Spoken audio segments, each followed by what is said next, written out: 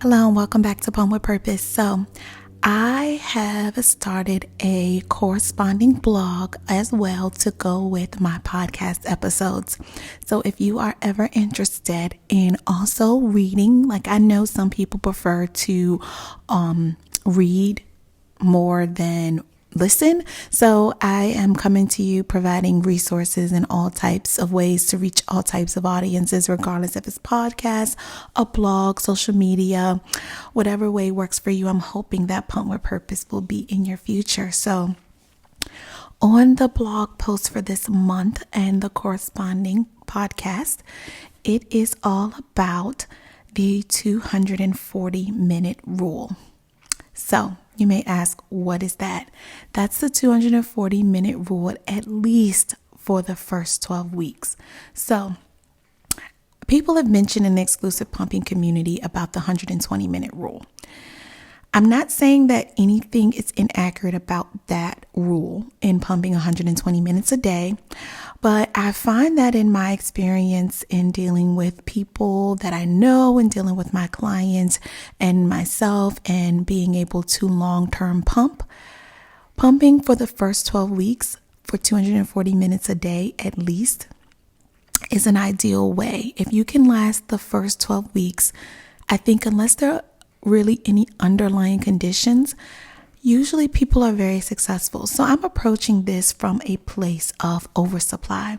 So when I started my journey, I was very vocal that I wanted an oversupply. When I first had my son, even though, I was hoping to nurse in my journey, that even if I wasn't able to, which ended up happening, I knew I wanted to pump, at least to have an oversupply. So for me, I knew I wanted to get pregnant before the first year, which we did so around 9 months. And then I had enough milk in the freezer to last me for the rest of the 3 months. And so for that, I credit it to the 240-minute rule. No, I'm not making up the amount of minutes. So what that means is pumping at least every 3 hours for 30 minutes for the first 12 weeks. And that's, if you are, this is from a place of exclusively pumping. Now, if you are nursing and wanting to pump and have some type of oversupply, then you can, of course, subtract your nursing time from that 240 minutes. You can also, you always should feed your baby first, regardless. The focus should not be on creating an oversupply, but knowing that is something you want from the beginning and talking to and working with someone that can ensure that you get there. Again, caveat, unless there are any underlying conditions, is key. Through the exclusive pumping community, it's a lot. I mean, to pump every 3 hours for 30 minutes, I recognize it. It is a lot, but I really strongly feel that doing that at the beginning, having a good foundation to starting your supply, number one, will help with supply dips. So from, just throughout the time, I usually see my clients, the ones that I do see that have issues with just enough supply or undersupply, it's definitely in that 4 to 12 month mark when it's like the supply is starting to dip, either through just pumping less, either through having approaching menstrual cycles. But it's not impossible to increase your supply in those months after the first 12 weeks, but it's just harder. And I'm just going on the record to say that it's harder. It's not impossible. It can be done. But if I can catch the pumping community before the first 12 weeks, I feel like I am much more successful in having them to handle those supply dips, returning back to work, or whatever is going on that's causing supply dips, stress, not eating as much, having a sickness. There's so many things, wanting to start back exercise. If you start the foundation from the beginning in pumping every 3 hours for 30 minutes, and I recognize there will be future blog posts, future podcasts about ways to do it, ways to save time. If you, don't want to wait until then, always feel free to book a session with me on my website, www.poemwithpurpose.com. But I'm coming to you first and foremost. It's not always about a session. If I can catch the pumping community well before the 12-week mark, even if they're pregnant, some will reach out for a prenatal session so I can just help set them up for the most effective way that I've found personally and through talking with others about establishing a milk supply that can be grounded in long-term success. Now, again, I'm not saying, I said, before, again, if you feel like you are efficiently emptying, if you feel like you're efficiently emptying and you're not trying to create an oversupply, then you can pump less than the 240 minutes a day. I just recommend, to really trigger your body to go into oversupply. Now, I also recognize you got to manage that oversupply, and there will be future discussions on that as well.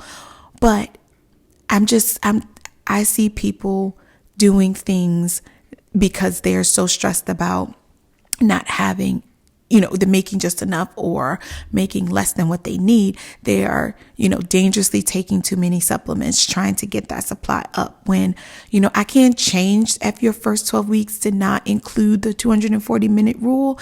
And it does not guarantee that by doing the 240-minute rule, you're guaranteed an oversupply. It's just that I've found that there's less stress involved with starting from a strong foundation. Now, I will recognize again that it is hard. It is not easy to set aside 30 minutes every 3 hours to pump. I will always recognize that. But if this is something that you really, really want to do and really want to have a good, strong foundation, in my professional as well as my personal opinion, I strongly believe in the 240-minute rule, pumping every 3 hours for the first 30 minutes.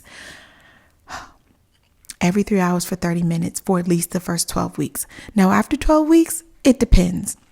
It depends on, because as a first-time mom, you never know what your supply is until you start pumping.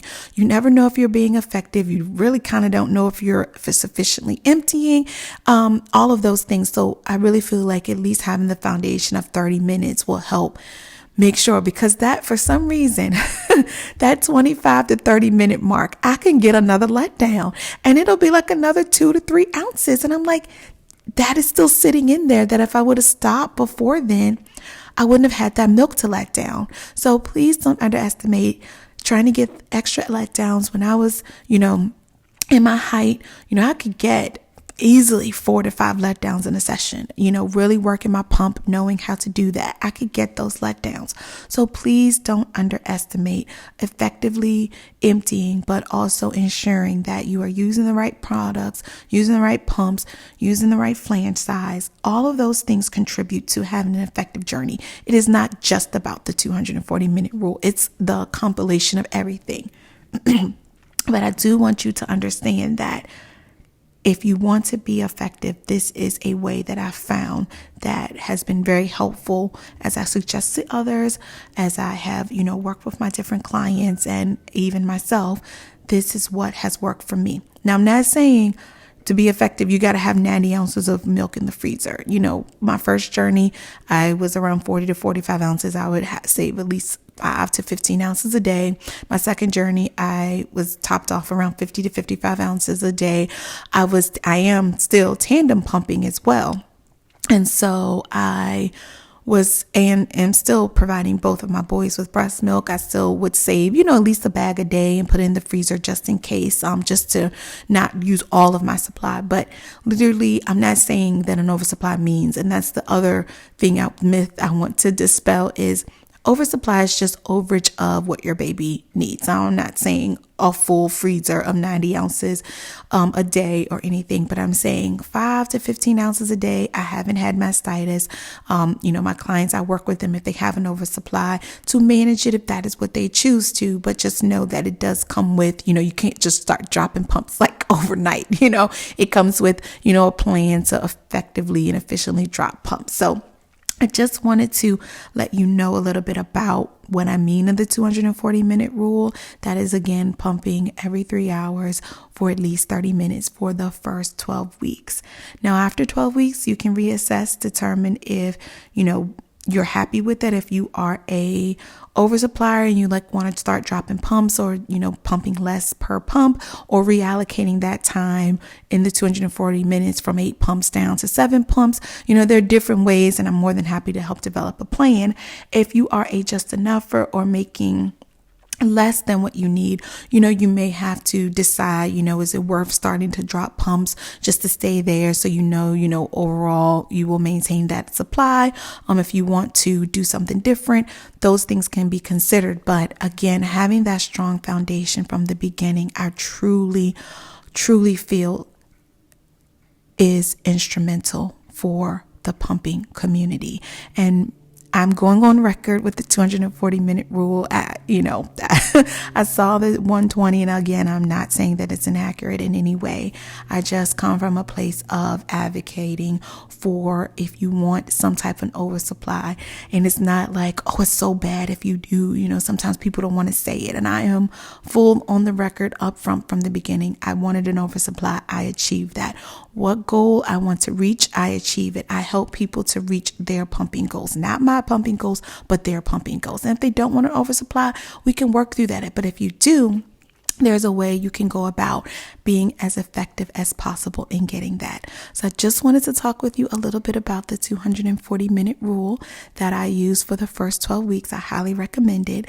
If you are interested, feel free to also visit my blog post. Feel free to leave a comment. It's also on my 5 social media platforms as well. I am working hard to increase my growth there, trying to really come to the pumping community with strong quality care, quality advice, quality recommendations that I can stand behind. So feel free to check out my Instagram, TikTok, Facebook, YouTube, and Pinterest under Pump with Purpose to see all that each platform has to offer. So I will also throw out my link tree that has all of that information. If you want to learn more about me, learn about my offerings, learn about the at least 25 discount codes that I have there, feel free to visit my link tree link. That is linktr.ee/Pump with Purpose. So again, all of that will be in the description as well. So feel free to learn more about Pump with Purpose, as well as I will be coming to you in all different platforms just to get the word out about Pump with Purpose. So again, until next time, we'll Pump with Purpose.